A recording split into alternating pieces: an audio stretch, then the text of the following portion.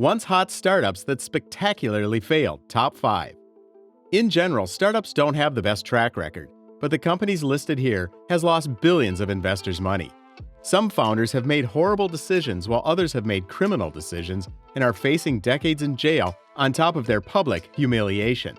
For everyone that makes it, there are always hundreds which fails, and we are looking at once hot startups that spectacularly failed, top 5. On number 5 on our list, MoviePass.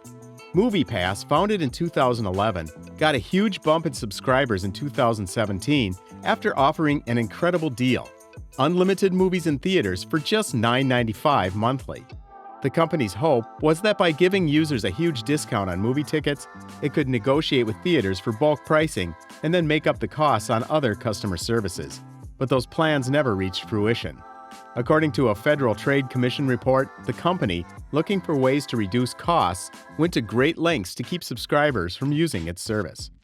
In April 2018, MoviePass admitted to regulators that it had been suffering a loss of approximately $20 million per month. Over the next 16 months, the company borrowed money, limited users to 3 movies a month, increased prices, and implemented new leadership in an attempt to stay afloat. Unfortunately, it wasn't enough, and the company closed its doors in September 2019. Deceiving customers never pays off. At number 4, we find Jawbone. You might not expect this wireless technology startup to crash and burn because of its long-standing track record. 2 years before its demise, it was valued at $3 billion and had 450 employees. Hossein Rahman, CEO and founder of Jawbone, helped launch the company in 1999. At that time, it was known as Elfcom, which is focused on selling military-grade audio technology. Later on, in 2004, the company sold its first Bluetooth headset, and in 2010 began selling wireless speakers.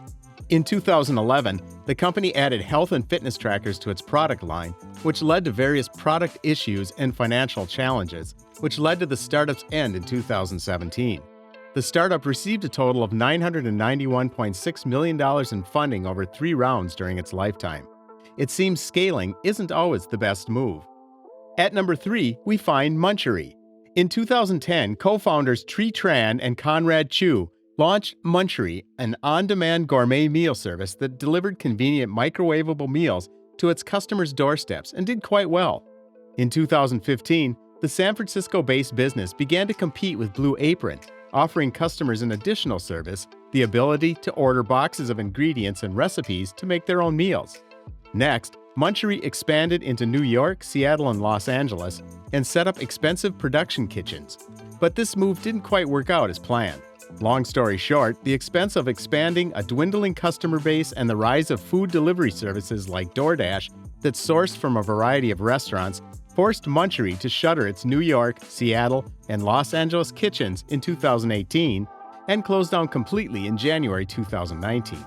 The company raised $125 million in venture capital, but fell victim to a variety of factors. Unfortunately, food delivery services make up a crowded market, and only the strong survive. At number 2, we find Quibi. Quibi, founded by Jeffrey Katzenberg and launched during the first part of the COVID-19 pandemic, lasted a mere 6 months before it was voluntarily shut down, losing $1.75 billion of investors' money. In case you aren't familiar, Quibi was a subscription streaming service dedicated to short-form entertainment such as little movies no longer than 10 minutes each to be enjoyed by users exclusively on their smartphones.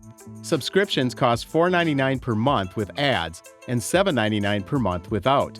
In an open letter to shareholders and users of his intent to shut down the platform, Katzenberg stated he believed that Quibi was not succeeding because of one of 2 reasons: because the idea itself wasn't strong enough to justify a standalone streaming service, or because of our timing. At number 1, we find Theranos. Failed blood testing startup Theranos was one of the biggest startup frauds ever perpetuated. Theranos had apparently accomplished what many hematologists had long thought was impossible. The company claimed to have developed a proprietary technology that allowed clinicians to test patients' blood using a fraction of the blood volume required in typical hematological tests, between 100th to 1,000th less blood, if the company's claims were to be believed. The problem was that Theranos' proprietary blood testing technology was completely fictitious. Theranos lied to investors, patients, and the press for years. CEO Elizabeth Holmes and the company falsified test results, misled partners about the capabilities of Theranos technologies, released incomplete devices that did not work as promised, and repeatedly denied accusations of wrongdoing in media appearances. Holmes' claims about Theranos blood testing technology weren't just exaggerations or selective interpretations of clinical research data, they were quite literally impossible. After a comprehensive investigation by the Securities and Exchange Commission, Holmes was banned from the laboratory testing industry for 2 years and was ultimately charged with wire fraud by the Department of Justice in summer 2018. Holmes and former Theranos COO Balwanis face fines of $2 million each and up to 20 years in prison, and are also likely to be expected to pay restitution to the victims they defrauded. If you enjoyed this video, hit those like and follow buttons and get access to more business and finance top 5 videos.